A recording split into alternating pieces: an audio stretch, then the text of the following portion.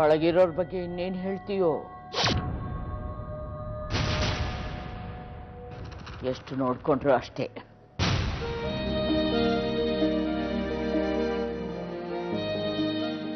ದಯವಿಟ್ಟು ಅಜ್ಜಿ, ನಿಮ್ಗೇನಾದ್ರೂ ಅಂತೀನ? ನಾನು ಇಲ್ದೇ ಇರುವಾಗ ಅಮ್ಮನ್ನ ನೋಡ್ಕೊಂಡಿದ್ದೀರಾ, ಅದಕ್ಕೆ ನಾನು ನೀವೇನು ಹೇಳ್ತೀರೋ ಅದನ್ನ ಕೇಳ್ತೀನಿ.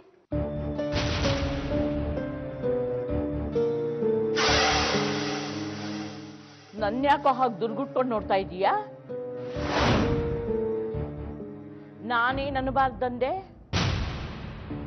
ಸರಿ ಬಿಡು, ನನಗೇನು. ರಶ್ಮಿಗೆ ನಾಳೆ ಮ್ಯಾಥ್ಸ್ ಟೆಸ್ಟ್ ಇದೆ. ಇವಳಿದ್ರೆ ಅವಳು ಓದ್ಕೊಳ್ಳೋದಕ್ಕೆ ಆಗೋದಿಲ್ಲ.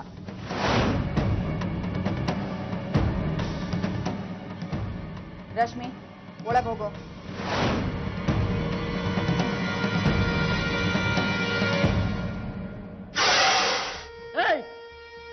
ಏನೇ, ಎಲ್ಲಿಗೆ ಹೊರಟೆ? ರೂಮ್ಗೆ. ಯಾಕೆ? ಇದೆ ನಿನ್ ತಾತನ್ ರೂಮಾ? ಯಾರ ರೂಮ್ ಅದು? ರಶ್ಮಿದು. ಮತ್ತೆ ಸುಮ್ಮನೆ ಗೂಳಿ ನುಗ್ಗಿಬಿಟ್ರೆ?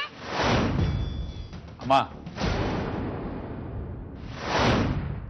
ಏನಿದು? ನಾನಿದ್ದಾಗ ಒಂಥರ, ಇಲ್ದ ಇದ್ದಾಗ ಒಂಥರ ಆಡ್ತೀರಾ? ಹೌದಾ ಸುಜಿ?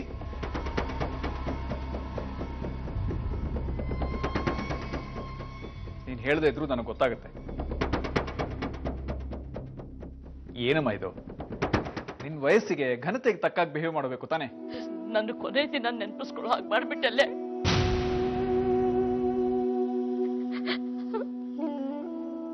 ಎಂತ ಮಾತಾಡ್ದ, ಎಂತ ಮಾತಾಡ್ದ. ನನ್ನ ಸ್ವಂತ ತಾಯಿಗೆ ಸಾಯೋ ದಿನ ನೆನಪಿಸ್ಕೊಳ್ಳೋ ಹಾಗೆ ಮಾಡ್ಬಿಟ್ಟ.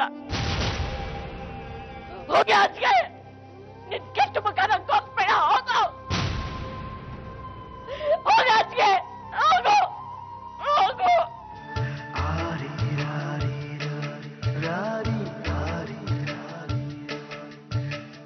ಅಮ್ಮ ಅಮ್ಮ ಅಮ್ಮ ನನ್ನಮ್ಮ.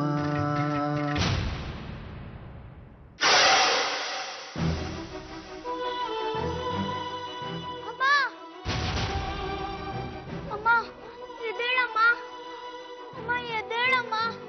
ಅಮ್ಮ, ನಿಂಗೆ ಆಂಟಿ ಸ್ವಲ್ಪ ಬೇಗ ಬರ್ತೀರಾ?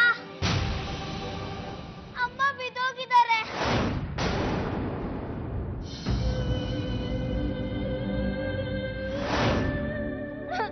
ಅಮ್ಮ ಎದ್ದೇಳಮ್ಮ, ಅಮ್ಮ ಎದ್ದೇಳಮ್ಮ. ಸುಜಿ,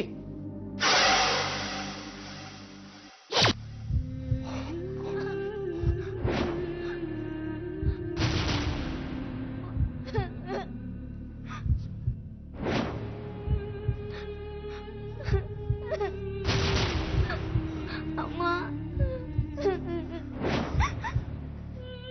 ಜವಾಬ್ದಾರಿ ಇಲ್ಲದೆ ಕೆಲಸ ಮಾಡ್ತೀಯಲ್ಲ ಸೂಜಿ ನೀನು. ಅಮ್ಮನ್ ಬೀಳ್ಸೇ ಬಿಟ್ಟಿಯಲ್ಲ.